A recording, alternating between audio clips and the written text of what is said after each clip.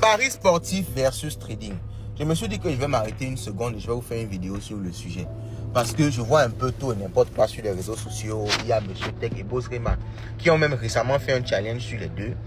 Où ils essayent comme ça de faire un comparatif entre les deux notions. Ok, ils ont même fait un challenge sur où M. Tech a perdu. J'ai fait une vidéo sur le sujet. Alors dans cette vidéo, je vais vous éclaircir exactement de quoi il s'agit. Et je vais vous faire une vidéo sans biais. Et il est très important que lorsque vous suivez une vidéo, vous essayez d'imaginer le biais de la personne qui vous fait cette vidéo-là. Alors, qu'est-ce qu'un biais? Un biais, c'est un avis préconçu.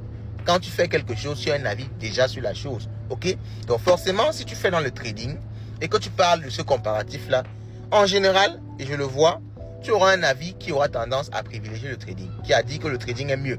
Et si tu fais dans le pari sportif, tu auras un avis qui aura tendance à dire que c'est plutôt les paris sportifs qui sont mieux. Donc, ce n'est que logique. Ok? Donc, quand vous suivez quelqu'un, essayez de comprendre déjà le biais qu'il a. Ça vous permet de mieux comprendre son avis et de mieux l'analyser, de mieux le filtrer. Moi, je suis trader. Donc, forcément, vous allez vous dire que j'ai un avis, un biais trading. Mais contrairement à beaucoup de personnes, je vais essayer de vous donner un avis sans biais.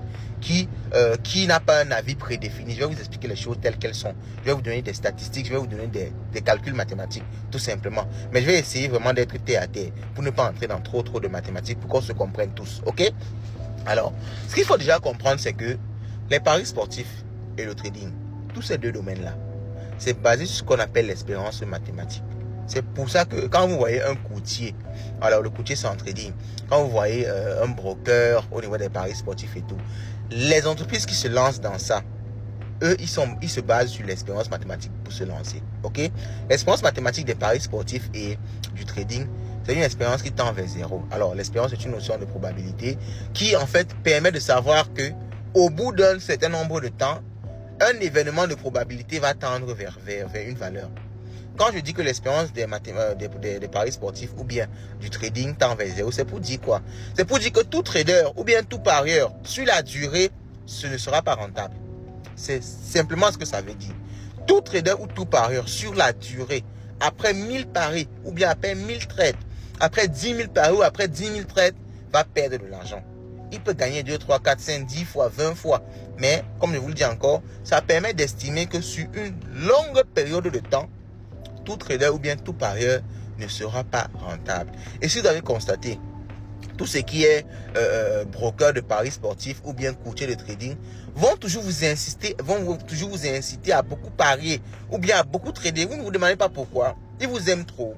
Pourquoi est-ce qu'ils veulent que vous pariez chaque jour ou bien que vous tradez chaque jour?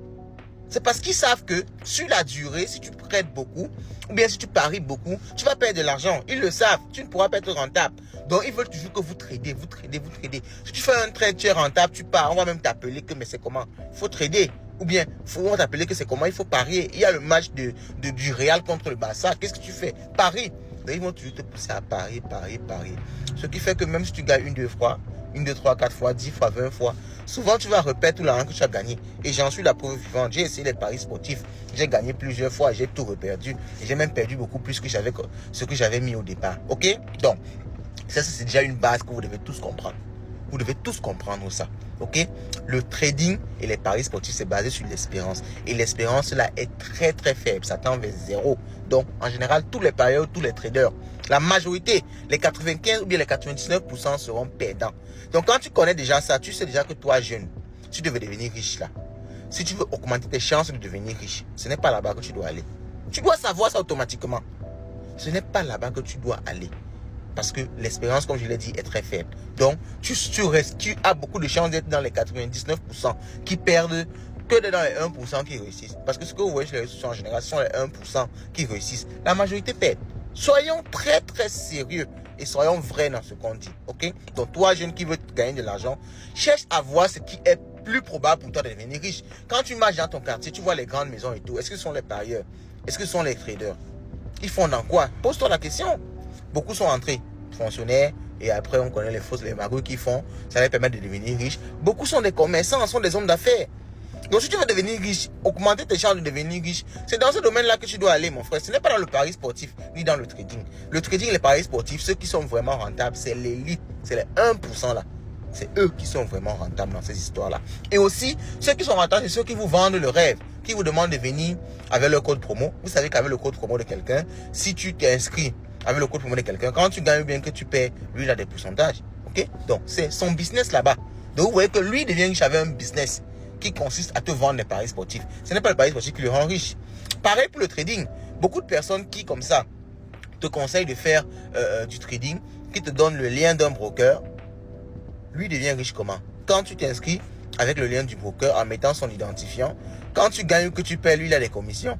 Quand tu fais d'abord un dépôt, il a déjà sa commission. Ok? Donc c'est un peu ça que vous devez comprendre déjà à ce niveau.